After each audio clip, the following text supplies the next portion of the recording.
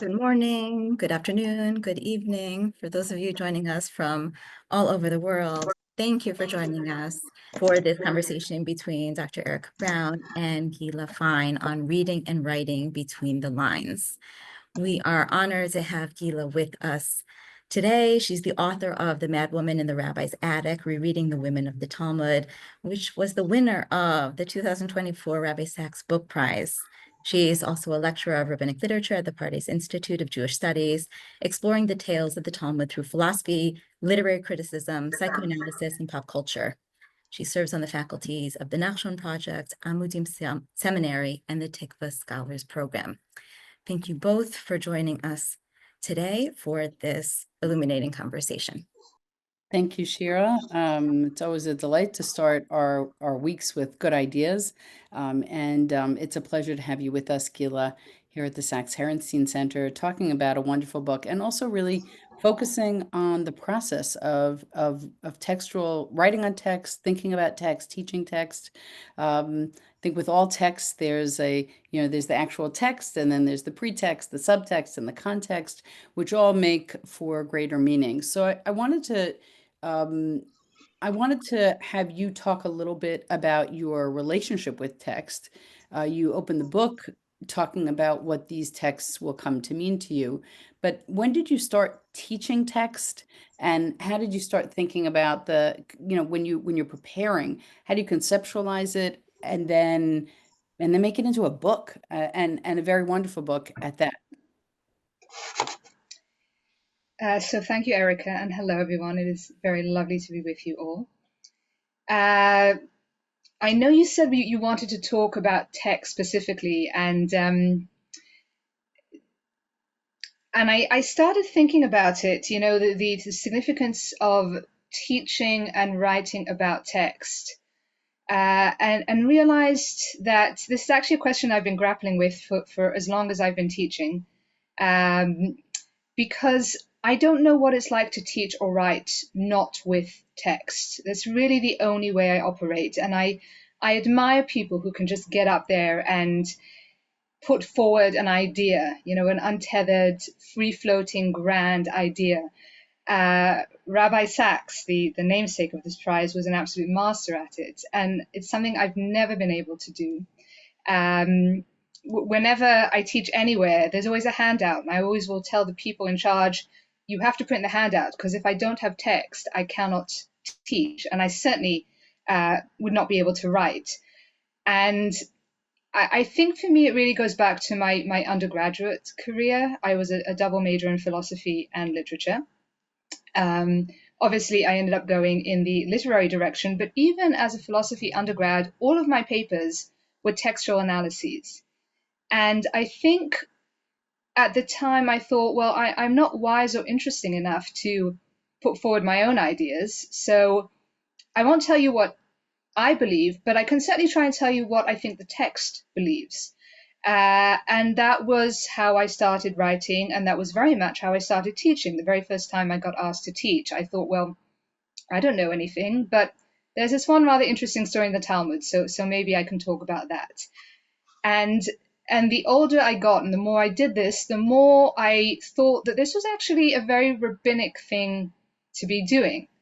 The rabbis of the Talmud, more often than not, ground their ideas in text, whether it's the written text of the Bible or the oral text of the received tradition.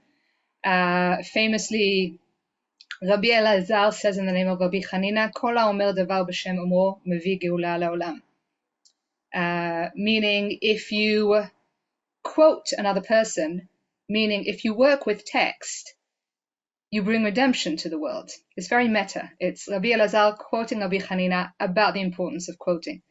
And there are many ways to understand this, but for me, this has always been a very classic humanistic position. So our mutual friend, I know you know him too, Professor Eli Holzer, likes to quote Michel de Montaigne, who said, I make others say things I cannot say so well myself. And that's extremely meta. That is me quoting Eli Holzer, quoting Montaigne about the importance of quoting. But I think that's basically what it is. The truths of our religion have already been articulated beautifully and ingeniously in our sacred text. And so why would I even try and say something that has been said so well by those before me? At the Uh, same time, Gila, it's interesting hmm. to me that when you write on text, it's because you feel that you have something to contribute in the unearthing of this text, in the mining of this text. So you're allowing the text to speak in a particular way, that may not be obvious to someone else. In fact, I would say that one of the things that I glean from this text, is how important it is to not trust your first reading of a text, because your first reading, in a first reading, the women that you've singled out in the Madwoman in the Rabbi's attic, they would not get their due. So you are contributing. I think you're talking about the anxiety, that one experiences, the insecurity that helps us hang on to a text, hang on to a handout. And I have a very similar view to you. You know, you suddenly feel like, oh, you didn't print my handout. I'm going home. In other words, I have anxiety dreams. I have dreamt at night of showing up to a place and not having my handouts. This is how deeply ingrained the fear is. Yeah. So that sense that we're participating in a conversation and I need you to see the words because they're not my own words, but I have my own words to say that will help these words either have relevance or resonance. So part of that is insecurity, but the other piece that I'm hearing from you is seeing that you're part of this textual conversation. You've put yourself in a conversation of the ages. This is what rabbinic interpretation is all about. I think it's a little bit like the Greek Rhapsody, right? So if you were a great Greek poet, the idea was you did not recite your own poetry, you let the muse speak through you. And that is both a glorification and a belittling of the role of a poet. On the one hand, you're really small because all you are is the mouthpiece for the muse. On the other hand, it makes what you're saying huge because actually everything you're saying is directly there from the muse. Not unlike the Jewish idea of prophecy and what the prophets do. Were the prophets bigger or smaller because they allowed God to speak through them? Yeah. I don't mean for a minute to belittle what I do at all, but I still don't think I'm particularly fascinating such that people really want to hear my ideas. I think people are interested in what the text is saying, and I really do my level best to translate for them what I think is in the text. It's never about putting my own spin on the text. Well, Uh, yes and no, because, obviously you've seen these texts differently. And in fact, one could argue, or maybe posit, that every time we look at a text with the wisdom of age, maturity, experience, that we're having a different experience of the text. So something that I read at 10 is going to look different to me at 20, is going to look different to me at 30. The text hasn't changed, but I've changed. In fact, I think a lot about creativity. I read a lot about creativity. I just read Elizabeth Gilbert's book, Big Magic. And she says, I've spent my entire life in devotion to creativity. And along the way, I've developed a set of beliefs about how it works and how to work with it that is entirely and unapologetically based upon magical thinking. And when I refer to magic here, I mean it quite literally.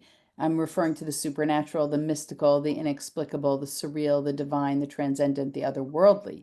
Because the truth is, I believe that creativity is a force of enchantment, not entirely human in its origins. So I'm wondering your thoughts on the enchantment or transcendence, the religious aspect of what it means to live with texts and interpret them.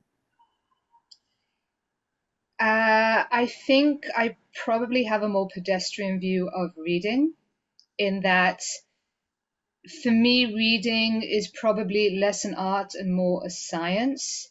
I open up my book very early on. I set for I articulate a list of reading rules.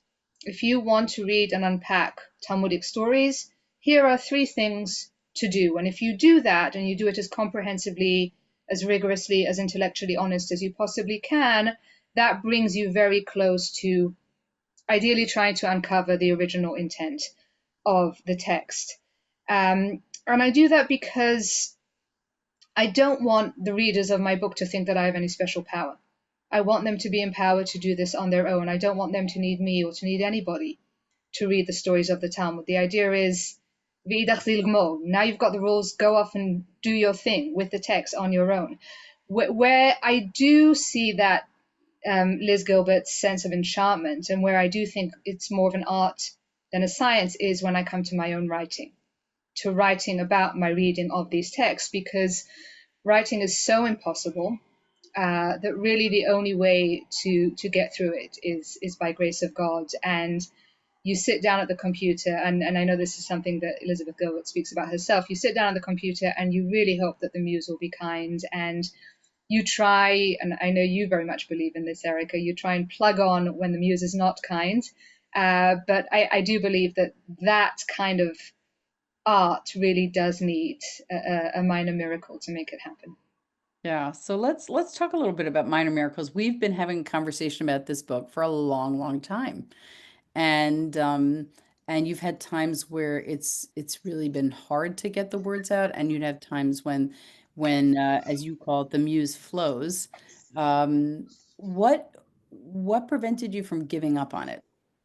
I mean, we're all the beneficiaries of the fact that you did not give up on this, but we had conversations over the years, and I think that the process sometimes can be a struggle. So interested in your struggle, and maybe some of our listeners would be interested in what does it mean to sort of stay in when there's a vehement voice telling you hold back. Don't do it. It's too hard. I should say Erica's being very diplomatic when she says that I forget the very mild words used, but it was an absolutely devastating, traumatizing, torturous process for me. And Erica was kind enough to be there during some very dark moments. I will say that, well, I'll say two things. I walked into writing never assuming it was going to be easy, but I thought it would at least be possible. And partly it's because this book is based on classes that I had spent years giving and were very elaborately written out already. And people would constantly say to me, why is it so hard? You've got your lecture notes. They're Yeah. so elaborate. They're so long. It shouldn't be that hard to turn it into a book. And it really, really is.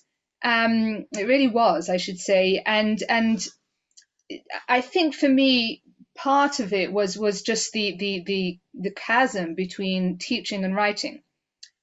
So writing is an absolute joy, and sorry, teaching is an absolute joy, and writing was absolutely torturous.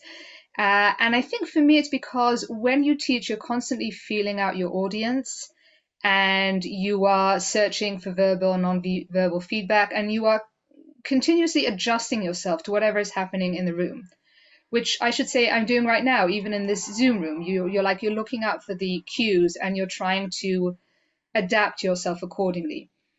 Writing doesn't have any of that. Writing is just shouting into a void. You have to sort of anticipate every objection and every question and every difficulty and ask them ahead of time. And that's really hard. And it's etched in stone, which is really terrifying. And so for years, I really struggled with this. I said, do you really need to write this? Like, you're teaching this material. Thank God it's going well. You're really enjoying it. Like, why a book? Why does there have to be a book? And I think one reason is precisely that writing is etched in stone and it's there for posterity. So if I take a metaphor from a world I'm particularly fond of, a highly unintelligent world, and that is the world of musical theatre, which I love. There's nothing like a live show. That magic and the immediacy and the electricity that comes from being in a room is There's amazing. enchantment for you. Exactly, there's enchantment. But you as a performer, you're not going to be able to perform in front of all the people you might like to. You're not going to travel that widely. Not every place has a theatre, and you yourself won't be uniformly good on every night. And so what do you do as a performer? You cut a cast album. And the cast album will never capture the magic of a live performance. But what it lacks in magic, it makes up for in, I think, premeditation and precision and polish. Mm. So you write a book precisely because you can reach far more people than you ever could by your teaching. And I mean that both in space and in time, both further corners of the world, but also into posterity. You're ideally leaving something behind you for future generations. And writing does allow you to be more rich and textured and deep than teaching ever can. Yeah, so it's funny. I have the opposite experience, which is the classroom is a much more intimidating setting for me than sitting Could in you front of my class. explain why? I think I'm too dependent on exactly what the cues that you're talking about are the cues that make me feel like I don't really know what other people are thinking. And what if I read a cue wrong? In other words, someone is simply tired because they haven't slept a night, but then they fall asleep and then I might misread that and then I start shutting myself down. I have the experience. I'm wondering your response to this. I have the experience of I'll finish a class and I feel very, very depleted, and I just don't know how it landed. And someone will say, "Well, how was that?" And I'll say, "Oh, I have no idea." And they'll say, "Well, what do you mean you have no idea? You just taught a class." I said, "But I'm not the recipients of the knowledge." So I find writing gives me much more control around the depth of what I want to do, and I don't have any of the discomfort of intimidation that I get in a class. But is that anxiety not exacerbated when it comes? Because for me, it absolutely is. For me, if I can't gauge how an audience member has responded to my teaching, I certainly can't predict how a reader will respond to my writing. I think that's a far greater fear. I guess I don't expect anyone to read me, right? As when you're when you're in a class, when people show up in a class, then you know that you have a performative responsibility. Whereas with writing, if I just have the joy of the writing for my own clarity, then that's sort of sufficient for me in a certain way. I mean, I do publish books, but so I'm interested in this sort of ongoing process, this ongoing creative process, because I think teaching and writing on text are not the same thing. And that's probably why when someone says, well, you've taught it, why can't you just write it down? It's not simple. But for me, it's the opposite. Well, you've written it, why can't you just teach it? It's a lot of yeah, it's a lot of layering there. I find it inexplicable. I know you and I have had this conversation before, and I know that you and I have incredibly different writing processes. But to write without knowledge that somebody might one day read this, you asked me what kept me going. Mm, A big part of what kept me going is the hope against hope that maybe one day a few people might find this interesting enough to read. If I didn't have that, I could never have written this book ever, not in a million years. I would. How did you do it? How do you do it? mm. And yet so many people have bought this book and so many people have gotten a glimpse into that inner world of the way that you think about text that they may have looked at many times before, and yet you're giving them an on-ramp that's very exquisite, that's very thought through, that's very thoughtful and evocative and provocative. I'm wondering, you were an editor of Rabbi Sacks's work. Both of us are students of Rabbi Sacks. I I know that I know that you've experienced sadness that he was not alive to read this book.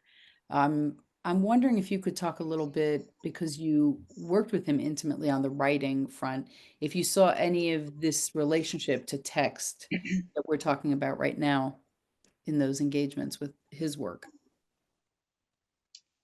How I understand Rabbi Sacks's relationship to text. Is that the question? Yeah, or did you see in his work on text, was he doing something different? I know that he was very open to being edited, and that was something that I very much learned from him. which is, you love your editors. You don't alienate your editors. You love your editors because they make you better versions of yourself. And unfortunately, a lot of people can't see that, so they resist and they fight the editor. And Yeah. I'm wondering if you could speak to that, because before you were involved in writing this book, you were editing a lot of books on text. So I'm still not sure I fully understand where the question has gone. I think, as I say, Rabbi Sacks was an absolute master in just boldly putting forward ideas. And he was one of those privileged few who were absolutely wise and interesting enough to put forward their own ideas such that you would be compelled to take them on. He was also an absolutely exquisite reader of text. His readings of Bible are some of the best, I think, in I will say superlatively in Jewish history. He has an incredible sensitivity, and he draws upon such a wide berth of scholarship that he then brings to bear on the text that allows him to see things that other readers don't. With regards to editing Rabbi Sacks, it was an absolute pleasure. He was very, very undiva-like. If there's ever anyone who deserved to be a diva, it was him, and yet he absolutely wasn't. He very much not only welcomed, he thirsted for feedback. He really enjoyed the pushback. I think most people were so intimidated and awestruck in his presence that he would never get any pushback. And I think he found that difficult. He really wanted people to kind of, there was one time in all the years that I worked with him that I thought I had found a philosophical error in one of the arguments he was making. And I wrote to him and I said, Rabbi Sacks, very deferentially, because I was sure that I had misunderstood him and he was obviously right and I was obviously wrong. And I said, Rabbi Sacks, I'm probably wrong, but I think there's a mistake in how you describe this particular philosophical argument. And he wrote back to me and he said, no, no, no, you didn't understand. This is what I'm saying. And I, of course, got even more insecure. And yet I continued to push and I said, I think I did understand that that is what you were saying. And here's why I think that might not possibly maybe be correct. And then he wrote back and he said, you're absolutely right. I'm wrong. I have to change it. It was a very proud moment for me. And those are moments that didn't often happen because Rabbi Sacks really was exquisite and needed very little editing when all is said and done. Yeah. And I would say, and I said this in my earlier conversation with Shira, he was one of the rare writers that I was lucky to work with, you being another one, who actually took interest in me and my own ideas and my own writing.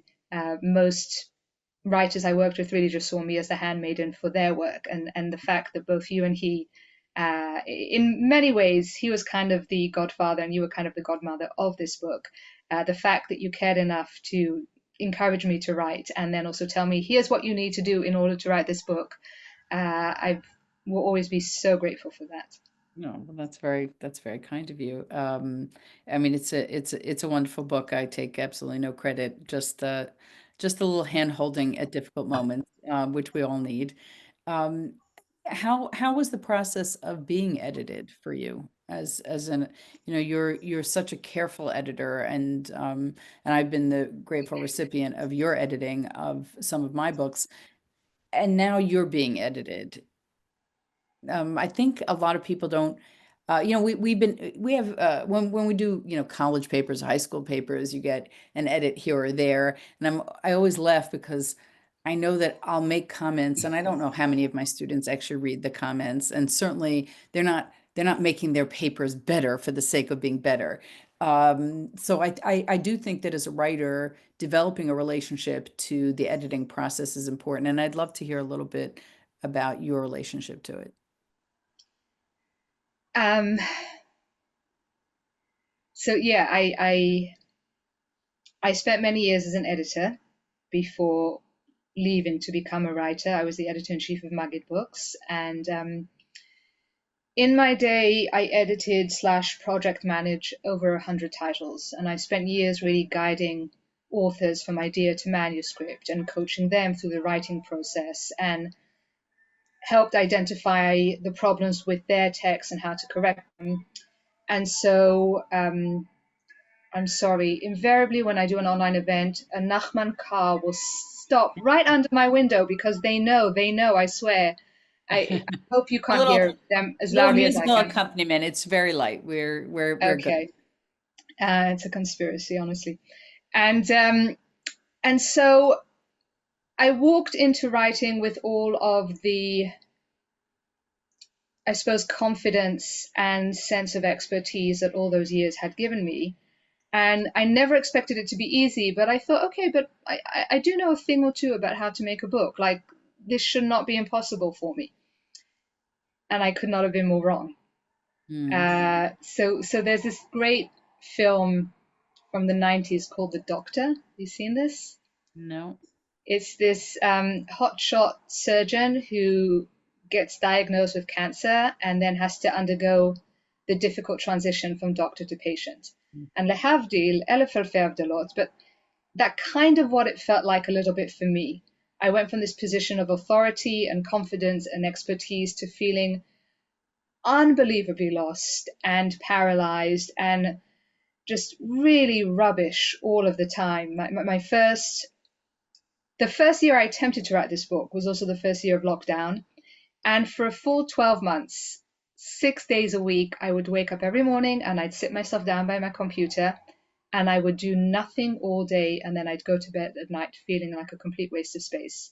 And seriously, 12 full months. It was so demoralizing. And I remember shortly before lockdown happened, one of my last lecture tours, I was in the US and I was speaking to this woman, and she told me that her mother had hurt her foot and she had to have surgery, but she didn't want to have the surgery, although she herself was a doctor. And I said, your mother's a doctor. How could she possibly refuse a medical procedure recommended to her by doctors? And she said to me, that's exactly why, because she's a doctor. She knows all the things that could go wrong. And I thought, oh, that's so interesting. That's kind of my story in a way. I'm so hyper aware of all the things that can go wrong, of all the mistakes that an author can make. I've seen how bad things can happen to otherwise good books, and this hyper awareness just paralyzed me. And so 12 months in, you and I had a conversation. I honestly do not remember what it was about. We hadn't been in touch for a while. And you very kindly asked me how it was going, and I kind of broke down and told you that it wasn't. And we ended up having this really long conversation about writing. And you said to me, Gila, to write this book, you need a scented candle and a glass of wine. And I took these two really useful writing tips and I connected them to 4 things that Rabbi Sacks had told me years earlier. I mentioned in the podcast that I did with Shira a few weeks ago that Rabbi Sacks, whenever he heard me teach, said, stop editing me and go and write your own books. Yeah. And I did not listen because, again, editing was comfortable and confident and writing was torturous and racked with self-doubt. And so the last time he heard me speak, he said to me, come over for tea. And so I went over for tea and he said, here are the 4 things you need to write a book. And I'm sure he wouldn't mind that I'm sharing them because it was all about helping writers. Indeed. He said, 1, you need to read. You need to read copiously. You need to read well. 2, create a writing ritual for yourself. Carve out the time, the space, create those practices that help you ease into the writing routine. 3, break up the writing into manageable bite-sized chunks. And 4, he said, this will be difficult for you because you're everybody else's editor. You have to get an editor to give you a deadline. And so I took his 4 things and I connected them to your 2. And I created my own writing routine, which began every day with 40 to 60 minutes of reading. I read very good fiction every day. Excuse me, just to help quiet my mind and start hearing the music, the cadence of good prose. And then I would make a cup of tea because a glass of wine at 10 a.m. felt a bit excessive. And I would light a scented candle, which was actually a game changer, the scented candle. Because I found myself selecting a different candle to help set the mood to whatever archetype I was writing about. So I lit like a fiery cinnamon candle for Yarta the Shrew, and a seductive vanilla candle for Choma the femme fatale, and a luxurious lavender candle for Malta the prima donna, etc. And also because the candle really helped keep me very grounded. So Israel Salanter famously said, as long as the candle is burning, you can mend. And my rule was, as long as the candle is burning, you have to write. And so there's no thing as, I'm just going to check my email. If you want to check your email, you have to be honest and take a break and blow the candle out. But if the candle is burning, you have to keep at it. I should also say that I wrote on my desktop, so I'm speaking to you from my laptop, but my desktop is right here, and it's essentially a glorified typewriter. All access to YouTube and Facebook and WhatsApp and all the time-wasting sites blocked, and Spider Solitaire is erased from the hard drive. And essentially all I have is Microsoft Word and Safari and thesaurus.com. And then I called up a friend of mine and I said, you and I are going to be accountability partners. And at the end of every week, we will write to each other and we will report back on what we have done, and we will set an intention for the next week. And so that helped me break up each chapter into very small bite-sized chunks. And I sort of set myself one chunk for each week. And he became the editor who set a deadline. I have to say it was very frustrating because he was annoyingly productive and would email me bright and early on a Friday to say, here are the 7 things I said I was going to do, and here are the 7 things that I've done. Whereas I would respond at like 4 a.m. on a Motzei Shabbos to say, of the 3 things I said I would do, I've done like 1 and a bit. But it was something, and I was moving, and it was torturous, and it was excruciatingly slow, and there were many days that I wrote a single word only to erase it the next morning. But I was writing, and 3 short years later, there was a book. Yeah. So that torturous process that some people experience, which you've experienced, but have sort of found a way out. I talked to a lot of writers about the writing process and the sensory piece of it, which is, if you're drinking something, you're smelling something, you're touching something. It was this. I went to visit Hemingway's house in Cuba, and Hemingway used to stand on animal skins when he wrote. He used to write standing up and used to write on, I think there were animals that he hunted. I'm not making any recommendations, but the idea was that he found this sort of primal voice, and he was trying to connect to something that was animalistic and primal in his writing.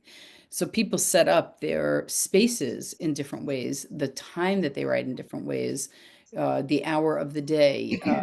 And I think for a lot of people, they don't spend enough time thinking about what is the space that I can create, the sort of container that when I set it up, I enter that space and it is a wholly different space, holy in the WH and holy in the H.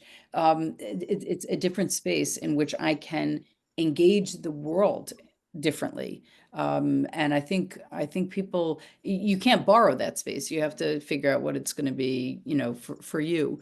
Now that you've figured that out, Gila, and we'll talk about your book, your beautiful book in a moment, but now that you figured that out, do you say to yourself, okay, I can do book number 2? Or do you feel I'm back to the beginning with this process? That's a really good question. I'm thinking about that a lot now.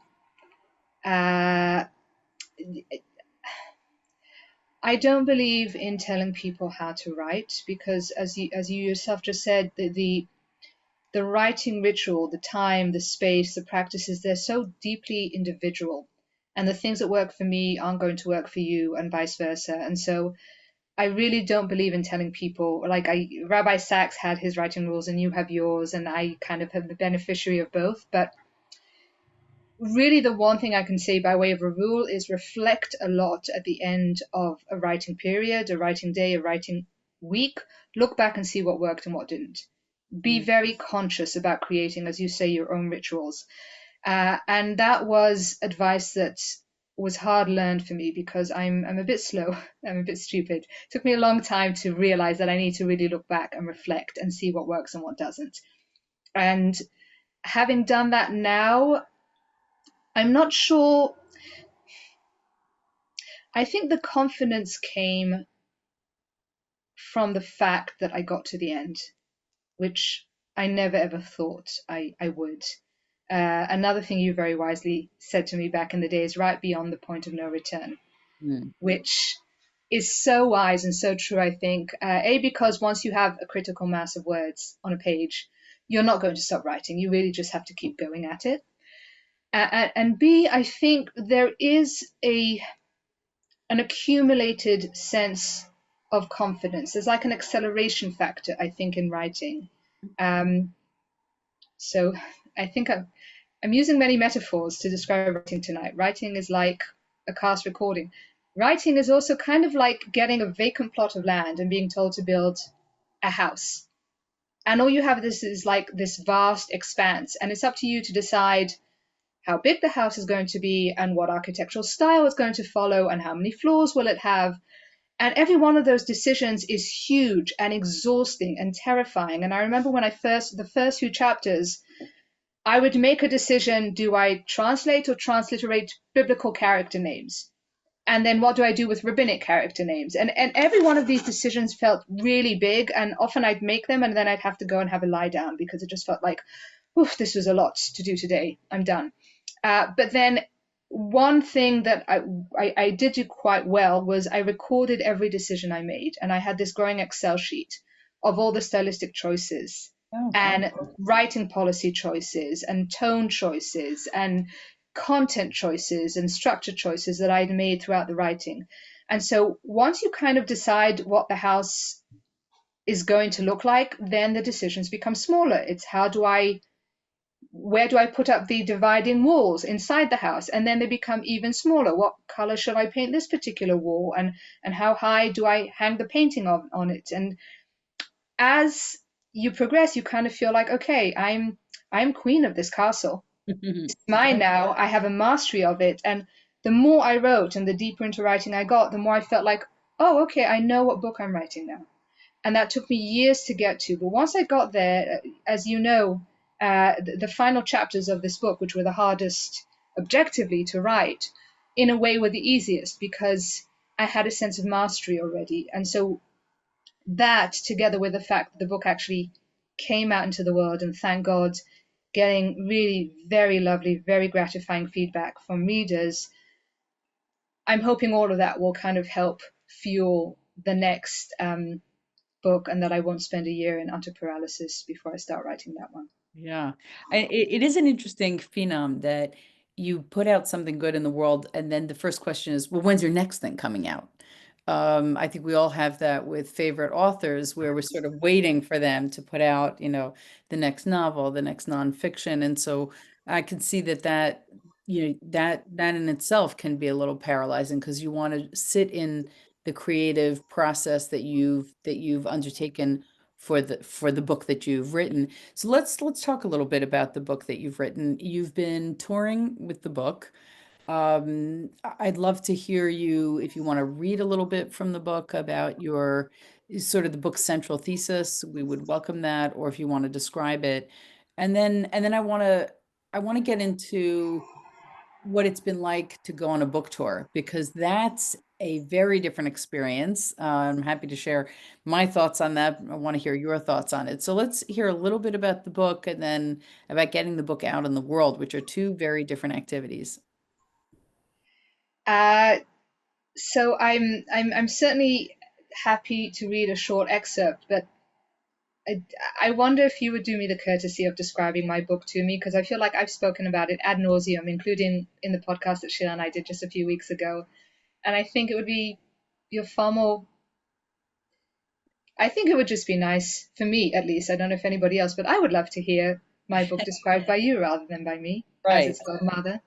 Um, so I mean, I think there's a lot going on here from a literary standpoint, around the telling, and I would say the rereading or the retelling of a story, so that what you think is going on is not actually what is going on. And I think you do that really masterfully in the introduction. I will say, um, if you're not going to do it, I'm going to do it. I'm going to read a little bit about really just from the beginning of the book, because I will say that a number of young women have said to me how meaningful your introduction has been for them, even if they didn't get to the actual deep content, or their background in Aramaic and Talmud made the other chapters a little bit, their lack of background made the other chapters a little intimidating for them. This book begins three I days. will interject, sorry, and say that you do not need to know any Aramaic or have any background in Talmud to understand the book. And I very much wrote it to be completely accessible to people really of all walks of Jewish life. So, Yeah, as it um, is, as it is. Um, this book begins 3 days before my 12th birthday. I was on a family visit to my grandparents in London. Everyone had gone out for the day, and I was left behind with a pile of my grandfather's books and strict instructions to write my bat mitzvah speech. Not knowing much about, well, anything, I reached for the first book on the pile, the Book of Legends, a collection of stories from the Talmud and other rabbinic works organized according to theme. I opened to the theme of woman, which seemed appropriate to the occasion, and started to read. 3 stories in, I felt a little queasy. By the 10th, I was in tears, sobbing as only a nearly 12-year-old can. I was so hurt, so deeply offended that the rabbis, the architects of my religion, and heroes of my childhood could have such a low opinion of me and my kind. The women in their stories were weak, they were irrational, they were greedy and petty and promiscuous and vain.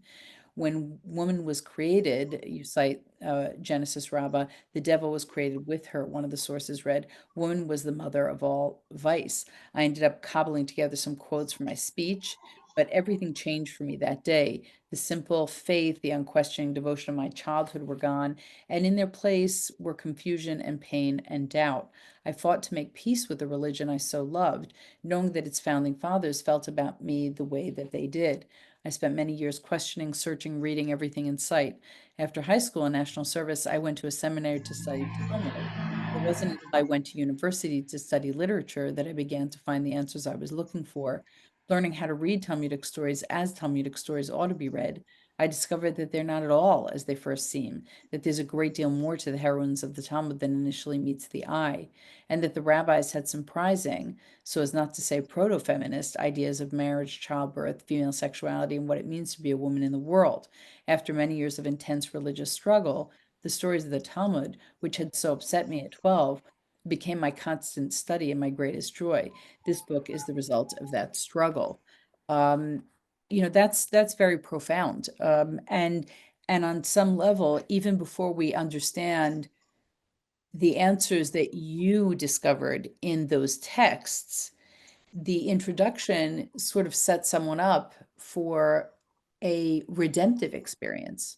I'm going to redeem these texts that you may have read one way, that I was privileged because I struggled with them and I didn't walk away. I could understand them differently. And I want to thank you for that, because I think that instead of someone saying, I'm walking away from this, and there are offensive statements. I just want to share an experience that I had my first year of seminary. I was learning Mishnah with a student who was a year older than I was.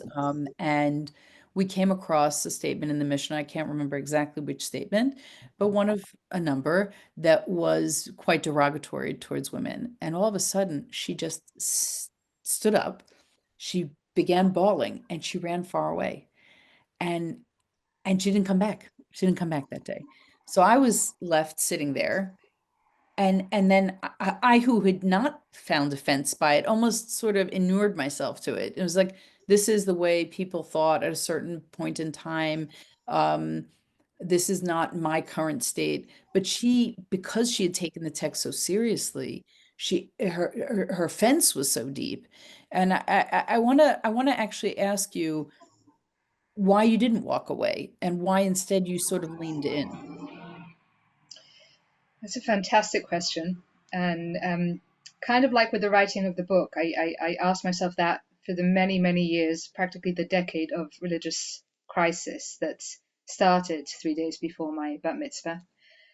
As I think I've established, I'm not very good at walking away from things. But it's ideological too. I say very early in the book that reading is a relationship. You approach the text the way you would approach a significant other in your lives. And with every significant other in your lives, there are bound to be moments where the two of you are going to clash. And the point is, in those moments of clash, you don't walk away. You stay and you fight and you try and resolve and you negotiate the difference and you talk to each other and you work it out. And I will say with full honesty that I thought I was going to walk away for many years, but I'd resolved as a teenager that if I was going to walk away, it was only after I made damn sure that there was no reason to stay, and turned over every stone. And so the struggle with rabbinic literature and my reading very deeply into it and really trying to understand it and then picking it up as a literature student was very much that turning over of every stone to just try and make sure that I really understood. And thank God that I did, because once I did, I realized that I hadn't understood these texts properly. As um, I say in the book that one of the hallmarks of rabbinic storytelling is what I call the false front. What these stories seem to be saying and what they are actually saying are often diametrically opposite. And so Talmudic stories can never just be read, they must always be reread. And I show in the book exactly how to reread these stories. And what I do, as you say, I look at these 6 named heroines of the Talmud, the 6 women in the Talmud who both have their own name and are heroines of their own story. I read the story once where the woman appears to be an embodiment of an anti-feminine archetype. So Yalta, as I say, is a shrew, and Choma is a femme fatale. Marta is a prima donna, Cheruta is a Madonna whore, Boria is an overeatrix, Ima Shalom is the angel in the house. These women all appear to conform to this anti-feminine archetype. But then once you know how to reread the story, how to read between the lines, how to look at the context, more often than not, the archetype will deconstruct, it will fall away, and in its place will emerge a far more complicated, far more interesting, far more multidimensional woman. And we'll realize how badly we had read the text the first time, and by extension, what mistakes we might be making, both in the way we read a text and how we regard other people in our lives. So that premise in some way comes from a desire to defend.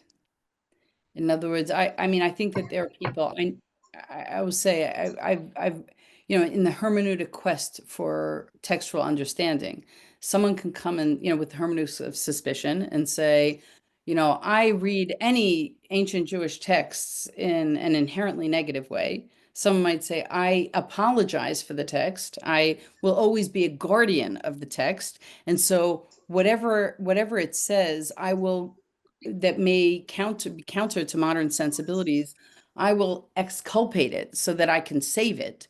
And it sounds like on some level you continued to be a defender of the text. You didn't walk away. You sort of struggled with it, but am I right in saying you wanted the text to be defensible? Is that fair to say?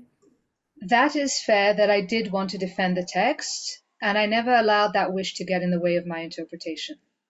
The fact that I wanted the text to come out all right in the end had no bearings on how I allowed myself to read it. I say very early on in the book, reading is a relationship.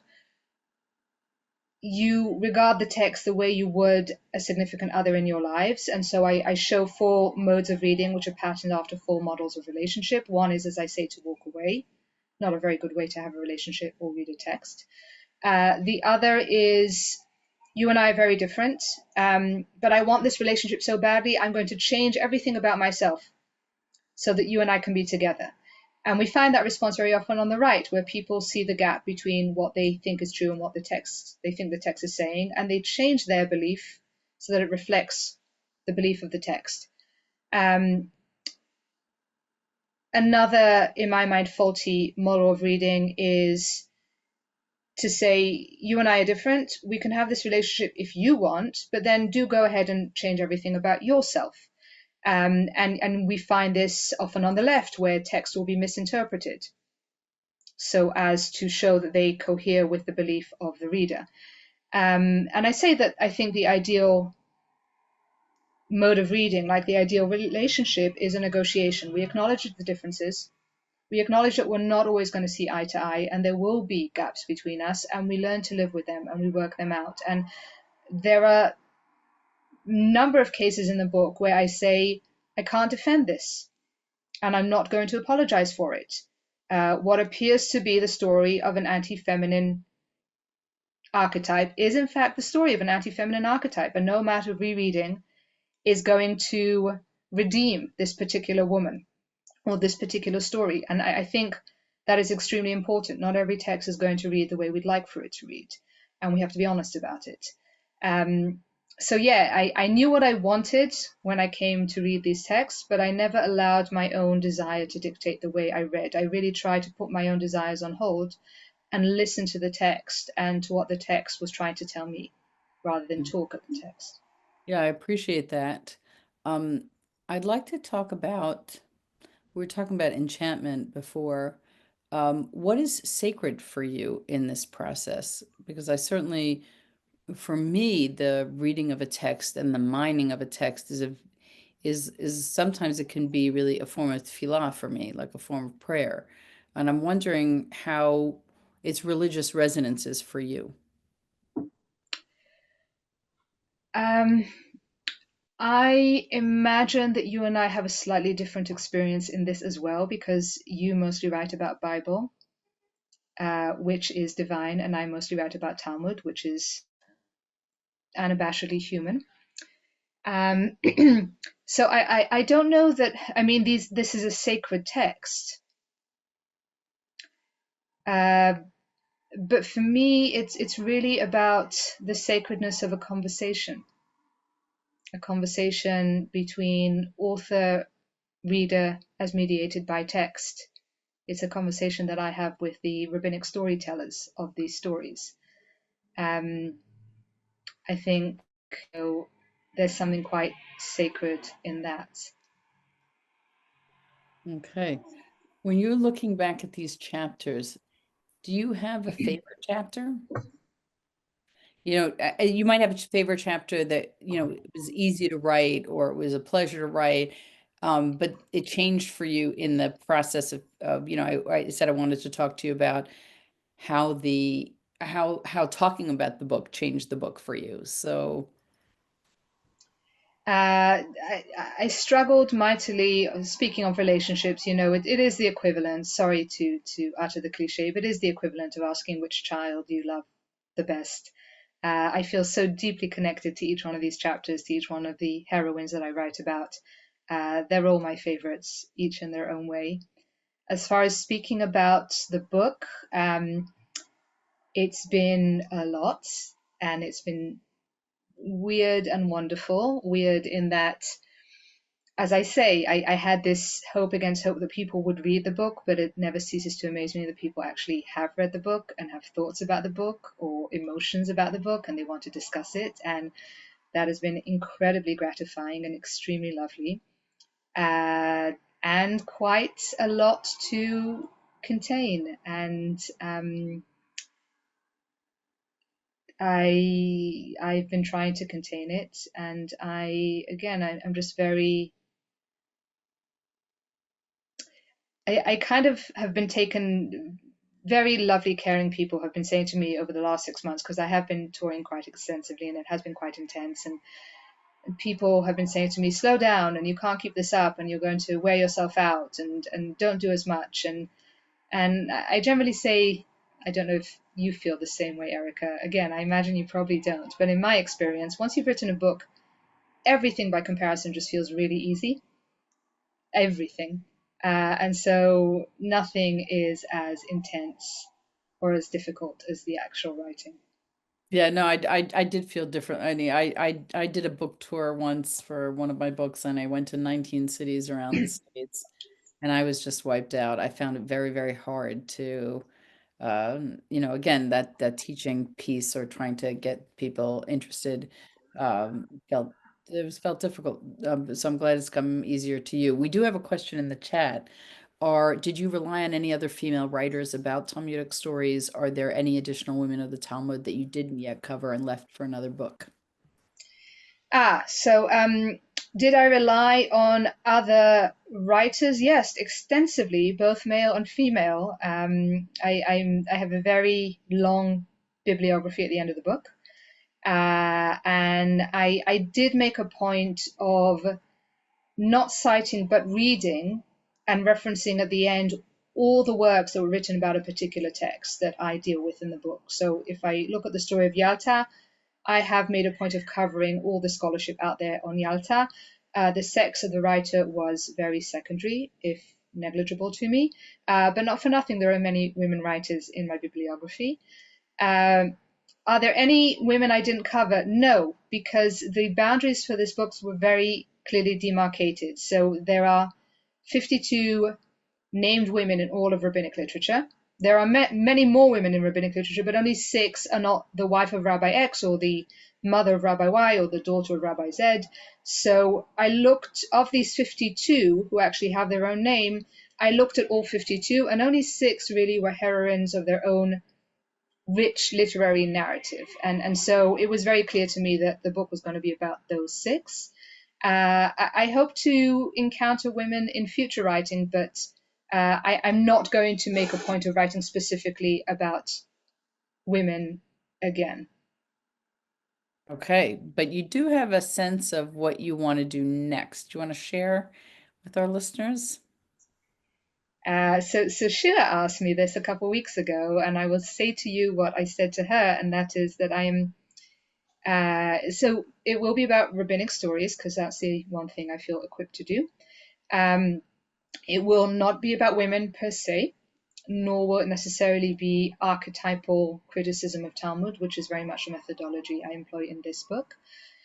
And that is basically, I think, all I want to share at this stage, because I am not a superstitious person, but I do very much believe in the rabbinic dictum of Ena bracha shora ela b'davar samui min ha'ayin. So that is blessed only which is hidden. And at this early stage, you guys, I'm going to spend a year in research, and then there's going to be another 12 months of paralysis, and then maybe, if I'm lucky, 3 to 4 years of writing. So it'll take some time, but please God, hopefully we'll get there. Praise God. We have one more question. If the rabbis of the Talmud who wrote these stories originally read your book, do you think that your readings will be recognizable to them? Which is always an interesting question, deconstruction in literature generally. Do I think hold on, I'm just looking at the question myself. If there are... Oh, would a rabbi say, "Oh, Gila, you got it. That's exactly what I meant." So yeah, I think about that a lot. I think that, so the Talmud candidly is a text created by rabbis for rabbis. The rabbis, not only did they not have any assumption that women were ever going to study their text, they had no assumption that non-rabbinic men were going to study their text. It was really very internally rabbinic, the Talmud, when it was originally created. I think their minds would be blown to see us all, the makeup of this particular audience, discussing Talmud. I would like to say, and I'm going to dig my heels in on this, that yes, they would have recognized the readings. I explain in the book why I'm so convinced that this is in fact what they intended. The main point that I make, and I'll make here very briefly, is that they do this very consistently. Again and again and again, they'll invoke an anti-feminine archetype and then they'll turn it on its head. And the fact that it's done so consistently, I think, suggests a degree of intentionality on behalf of the author. Okay. We are at 1 o'clock, Gila. I want to thank you. I want to thank Dr. Shira Weiss for the incredible job she does in escorting the books to the process of the prize, through the process of the prize. So I want to thank her for moderating today, and I want to thank you, Gila, and I want to thank everyone who's listening. We look forward to sharing other books with you, other book conversations. It's been a delight to start off the week this way. Thanks, Gila. Thank you, Erica.